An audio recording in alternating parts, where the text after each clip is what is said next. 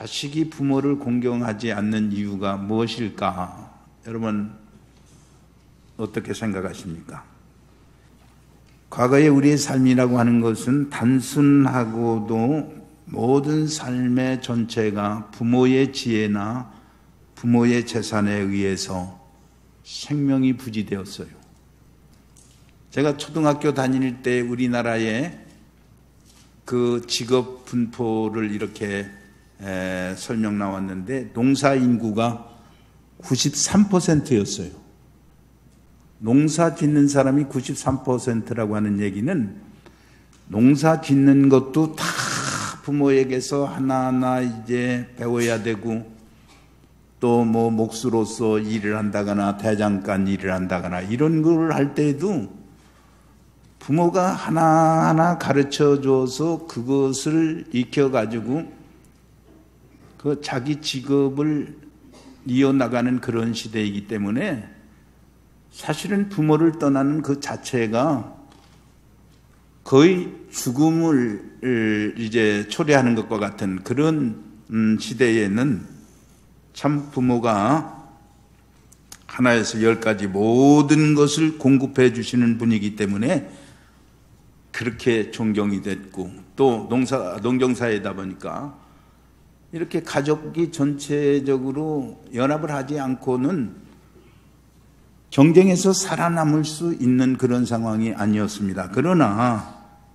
오늘날에는 부모에게서보다는 학교에서 배우고 사회에서 배우고 급변하는 사회 속에서는 여러 그 발달된 문명의 매체를 통해서 자기 지식을 습득화해 가고 있는 것입니다. 그래서 오히려 부모는 신세대의 자식들보다 지식도 뒤떨어지고 모든 것이 자식들만 못한 것처럼 보여지는 무능한 그런 부모처럼 보여지다 보니까 사실은 부모가 못마땅히 여겨지는 부분도 있게 되었다는 말입니다. 부모에게서 떠나가면 재산 상속도 안 되고 내가 더 이상 살아갈 수 있는 그런 여력도 안 되는 그런 선상에서는 부모를 그렇게 추앙하지 않고 섬기지 않고는 자기 자신을 지켜갈 수가 없었다 하는 말이에요. 그런데 요즘은 거꾸로 어떻게 되어 있습니까? 집을 떠나야만 나 혼자만 있어야 되는 거예요. 그래서 지금 우리나라 단독 가구가 사실은 엄청 많아져서 다가구 이 형태의 그런 이제 가구보다도 이 단독 가구가 훨씬 많아져가는 그런 추세에 놓여 있는 거 여러분이 알고 있습니다. 자, 이러다 보니까 어떤 현상이 일어나느냐 하면 이 공동체가 붕괴된단 말이에요.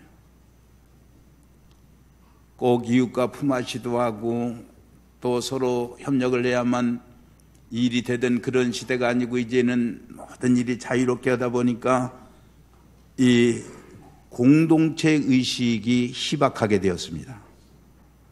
나 혼자서 무엇이든지 할 것 같고 혼자서 해도 될 것 같아서 계속해서 전파 매체를 통해 가지고 지식도 습득하고 거기에 이제 즐거움을 삼고 있어요. 그리고 옛날처럼 뭐 그냥 옷 입고 누워서 자다 일어나 가지고 다시 일하는 것도 없고 다 개인적으로 이제 나갈 때 차림과 집에서 있을 때 차림이 다 간편하게 이렇게 차림할 수 있고 하다 보면 누가 온다는 것이 불편스러운 거예요. 그래서 자연스럽게 부모에 대해서 소홀해지는 그런 경향이 오늘 이 시대의 모습입니다. 그런데 성경은 뭐라고 말합니까? 예나 이제나 변함이 없는 성경은 내 부모를 공경하라. 엄연한 명령입니다.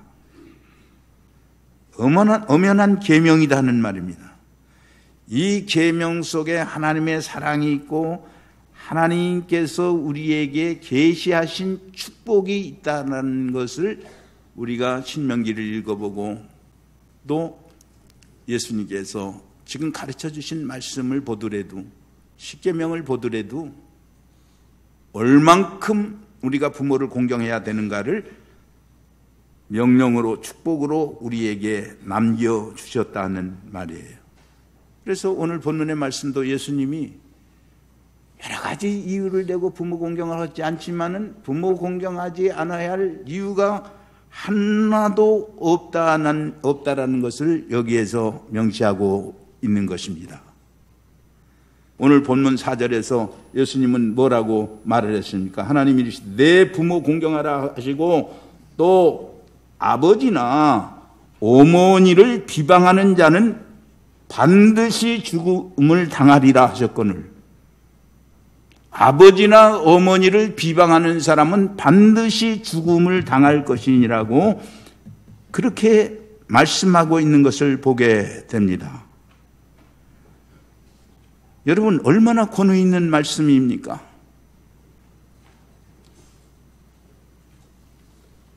나는 대단한 사람이다. 나는 멋있는 사람이다. 여러분 스스로 생각할지 모르지만 가만히 생각해 보면 우리는 죽을 죄를 한두 번 진 게 아니에요. 사실 우리는 종종 살아가면서 죽겠다. 죽겠다. 아이고 죽겠네. 아이고 죽겠네 그러는데 사실은 아이 죽겠네 소리가 나올 정도의 삶을 우리는 살고 있다라는 거. 그러면서도 내가 이 범죄를 하고 있다는 것을 잊어버리고 사는 거예요. 그러니까 그 소리가 자기도 모르게 입에서 나오는 것이 어떠면 타당할지도 모르는 겁니다. 깊이 생각해 봐야 할 문제입니다. 그래서 우리 예수님께서는 이렇게 성경이 언급했음에도 불구하고 너희가 내가 부모에게 무엇인가 잘한다고 하는 고르반되었다고 하는 그 이유 하나만으로 부모를 공경하지 않는 것은 절대로 하나님 앞에 불순종하는 것이고 이것은 죽을 수밖에 없는 엄벌에 처할 죄악을 범하고 있는 것이다라고 절대의 효를 여기에서 강조하고 있다는 것을 우리는 알아야 되는 것입니다. 그러면 공경한다는 말이 한계가 어디냐? 이 공경한다고 하는 말은 일반적인 사랑의 뜻을 넘는 우러르는 마음을 공경하는 마음이라고 그렇게 말합니다. 우리가 사랑한다고 할 때는 나보다 못한 사람, 처지에 있는 사람을 사랑하고 또 우리가 자식을 사랑한다고 할 때 내리 사랑하는 것을 이제 사랑이라고 말하면 물론 위로 사랑하는 것도 사랑이지만 그러나 이 부모를 공경한다고 하는 것은 이런 일반적 긍휼 내려가는 마음으로 사랑하는 사랑이 아니라 우러르는 마음이고 존경하는 마음을 담아서 섬기는 그것을 우리는 공경한다고 말하고 있는 것입니다.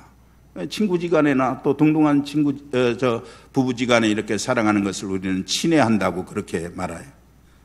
그러나 공경이라고 하는 것은 높이는 말이에요. 수직적인 긍휼의 사랑에 대한 응답을 하는 것이 이 공경하는 마음인데 이미 받은 사랑에 대해서 감사하는 마음, 고마워하는 마음, 경건을 합쳐서 내가 베풀어 드려야 되겠다는 그런 마음이 공경하는 마음이라는 말입니다. 여러분 물론 우리가 부모 공경하면 땅에서 잘되고 복받는 건 사실이지만은 그러나 자식 입장에서는 이 사랑을 통해서 내가 재산을 더 받겠다든가 또 어떤 복을 받겠다든가 무엇을 이루어 보겠다는 그런 계산이 들어가는 게 아니에요. 다만 응답하는 마음뿐입니다.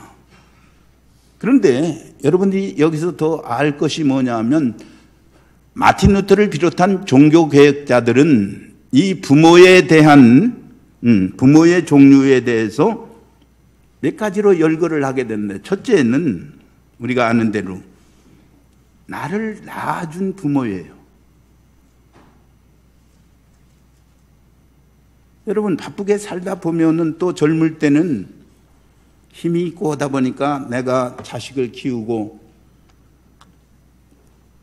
희생한 거에 대해서 잊어버리고 지나가지만은 나이가 좀 들어보면은 이거 자식 키우는 게 얼마나 어려운가를 느끼는 거예요. 저는 이제 자주 오지도 않지만 종종 와서 이제 손자들이라고 해봐야 둘밖에 안 되는데 걔네들을 이제 한두 시간 보는데도 얼마나 힘이 드는지. 우리 집사람은 저렇게 이제 손주를 이뻐하니까 얼마나 너 좋겠냐, 할아버지가 너 안 오면 얼마나 섭섭하겠느냐 그러는데 나는 진실로 안 왔으면 좋겠어요. 너무 힘들어요. 이거 들으면 또 싫어하겠지만. 그리고 아들이 하는 말이, 아버지, 나는 정말 아버지에 대한 고마움을 몰랐는데 내가 아버지가 되고 보니까 이제는 조금 알 것 같습니다. 죄송합니다. 그러더라고요. 정말 이거 쉽게 키워서 여러분께 있게 된 게 아니에요. 그러니까 나를 키워준 부모에 대한 그런 고마움은 어떤 앞으로의 대가가 주어지든 안 주어지든 나는 그 고마움을 마음에서 저버려서는 안 된다는 그런 생각이 우리 속에 있어야 우리가 예수 믿는 사람이라는 말이야. 그 다음에 두 번째 부모는 영적 부모가 있습니다. 교역자, 목사로 사역하는 사람, 또 캐톨릭에서는 신부를 들어서 이제 부모라, 영적 부모라고 말합니다. 그러면 어떻게 하면 부모 공경을 잘할 수 있을 것인가 하는 거예요. 어떤 사람이 앙케이트를 냈어요. 부모 공경이 무엇인가, 효도가 무엇인가.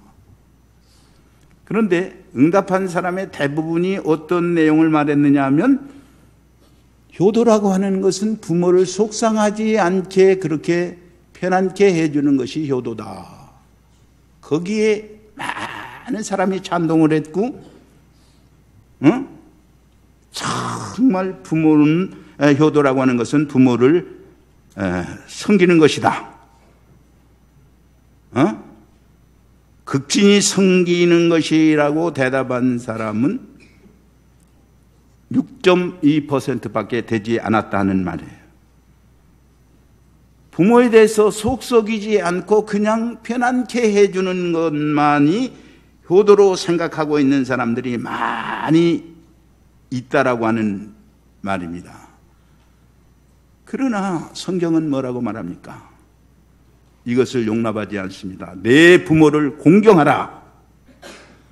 이 말은 존경을 겸전하고 특별한 부모의 존재와 그 큰 은혜와 희생과 수고를 인정하는 데서부터 효도가 시작된다는 말입니다. 여러분, 우리 부모의 수고를 인정해야 되는 것입니다. 과거에 내가 입은 바 그 큰 은혜와 희생을 인정해야 합니다. 또한 연세에 이르기까지 경험하고 쌓아온 지혜를 인정해야 됩니다. 이것이 진정한 효도인 거예요. 그래서 이스라엘이 이렇게 세계의 강국이 된 것은 이 전승에 대해서 인정했다는 말이에요. 어른들의 전통이다. 그 전통을 따라야 된다 하면 다른 사소한 법을 개입지 않고 그 자손들이 교육을 받고 신명기에 있는 말씀처럼 성인이 되기 위해서도 하나님 말씀을 가르치고 정말 안지나서나 자나깨나 문설주에서 붙여가면서까지 이 말씀을 강론하고 하나님을 공경하고 부모를 공경하는데 이런 성경 말씀대로 아들을 가르치고 이 성경 말씀대로 산 사람이 하나님 안에서 자녀를 성경대로 가르치고 그 안에서 부모를 공경하게 하는 것, 그것이 약속 있는 첫 계명이고 그것이 결국은 땅에서 잘되고 장수하는 것이라는 것을 계속해서 가르치기 때문에 그 나라가 강하다는 말이에요. 어느 조건이 붙어서가 아닌 거예요. 그래서 여러분들이 아까도 말씀을 드렸습니다만 왜 우리가 부모를 공경해야 되느냐 하면 이런 부모를 공경하지 않는 사람이 잘 되는 사람이 하나도 없기 때문에 그러는 거예요. 계속해서 무시하고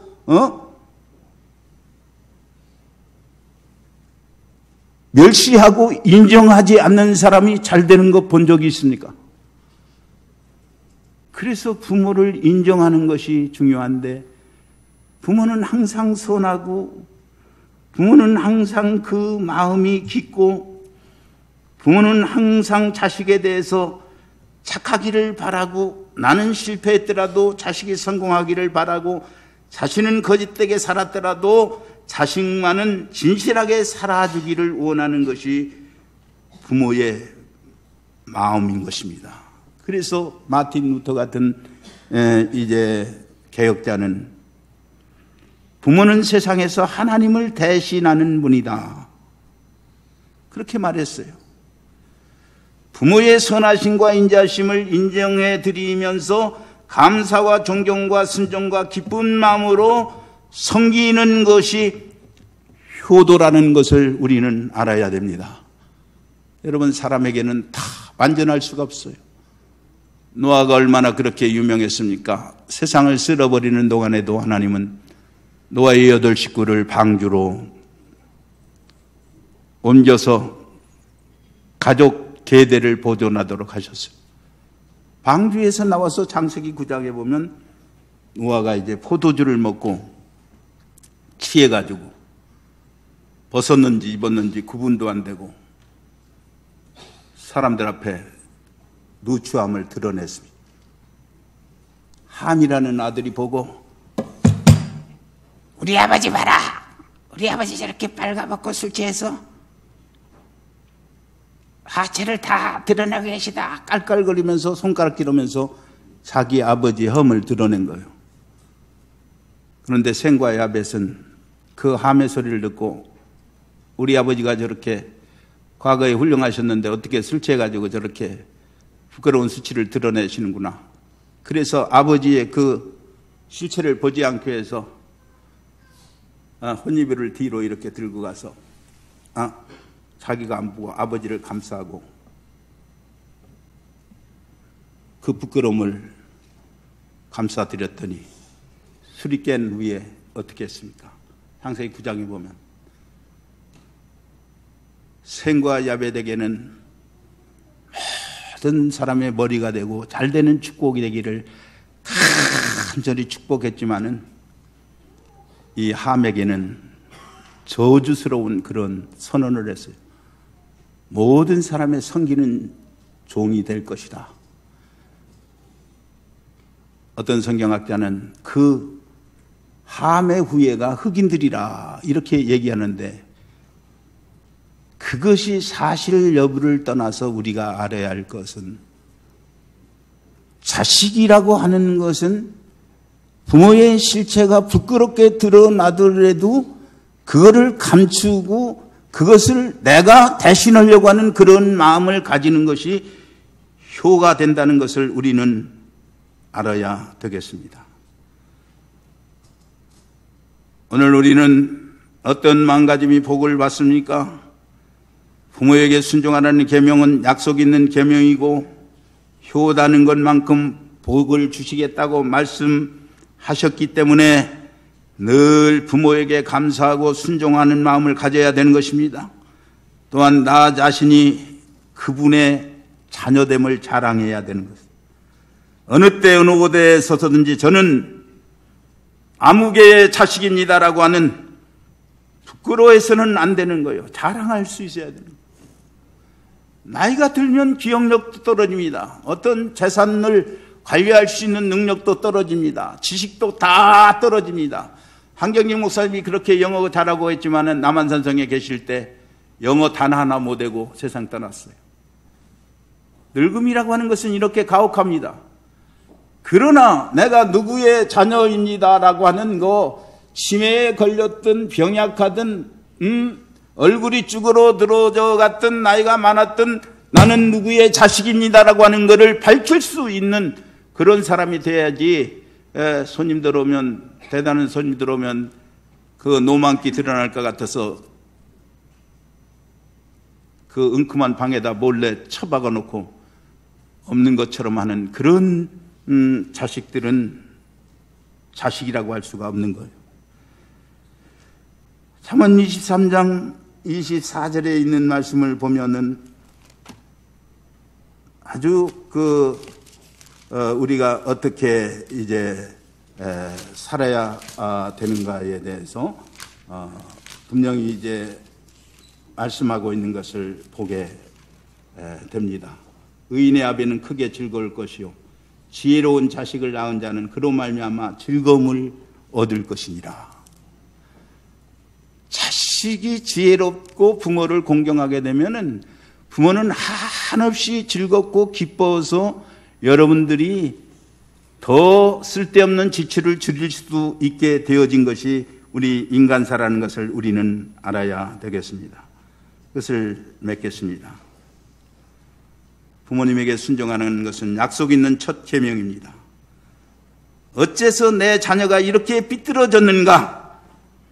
여러분 생각해 볼 필요가 있는 거예요.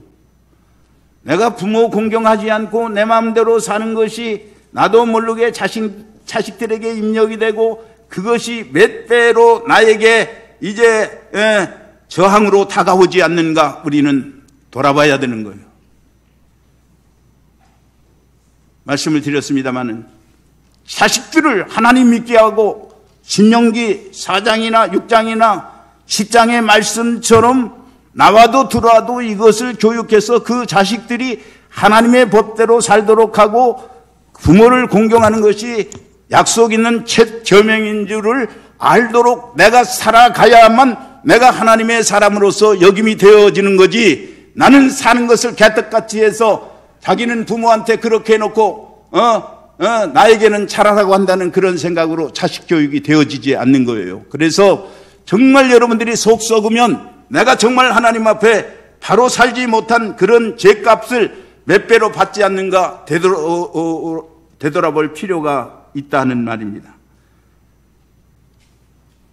그래서 나 자신이 항상 깊이 회개하고 부모가 건강하든 병약하든 돈이 없든 비록 내 자신이 굶어가는 한이 있어도 나는 내 부모에게는 도리를 다해야 되겠다는 마음으로 살면 여러분 하나님께서 역사하시고 성령도 감화를 시켜주셔서 여러분의 인생의 길을 반드시 열어주실 줄로 믿습니다.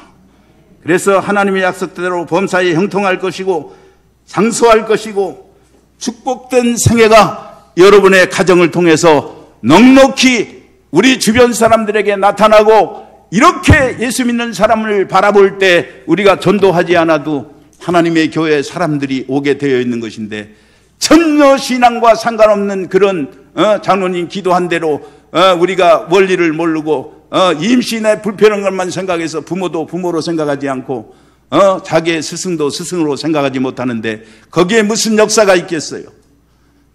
부모주의를 맞이해서 여러분의 가정에 진정한 부모와 자식 간의 계대가 이루어지고 하나님의 축복이 계대를 이어가는 복으로 이어져 갈 수 있기를 주의 이름으로 기원 드립니다.